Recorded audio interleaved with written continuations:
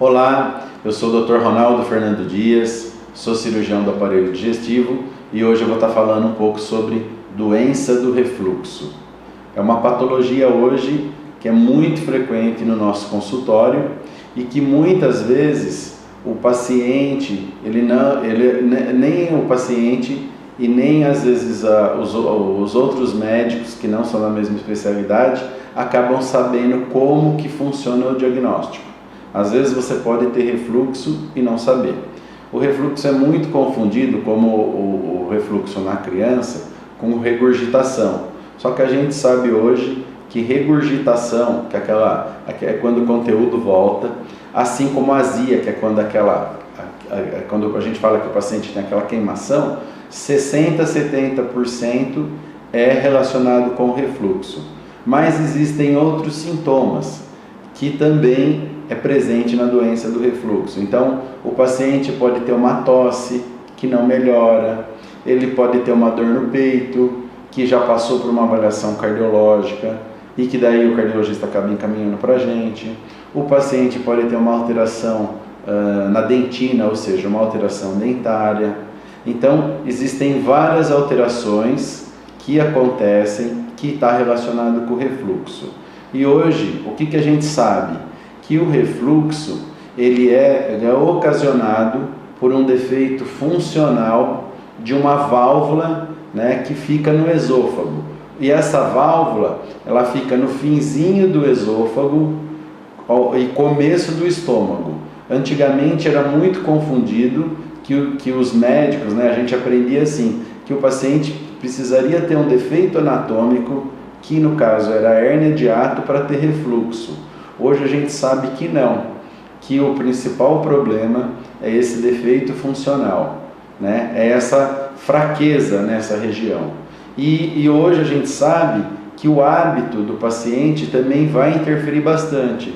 Então, se o paciente ele pode comer alguns alimentos que pioram muito para refluir, como tudo que tem cafeína, bebidas com gás, comidas gordurosas, o paciente que come em grande quantidade e logo se deita, o paciente que está com sobrepeso ou obesidade.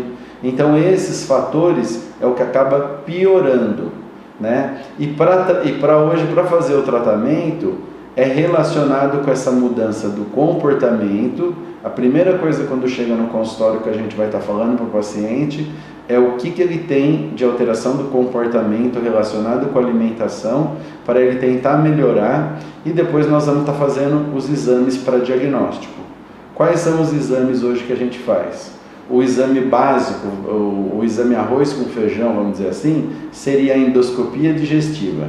É uma fibra óptica que no paciente sedado a gente introduz pela boca e que vai estudando, né, o esôfago, o estômago e o duodeno, que são esses principais órgãos, lembrando que a doença vai estar no finalzinho do esôfago. Mas existem outros exames, né? Então hoje a gente tem um exame que chama pH-metria, onde fica dosando o pH durante 24 horas, e tem um outro exame chamado eletromanometria. Esses são, vamos dizer assim, o armamento que a gente tem dentro do consultório para fazer o diagnóstico.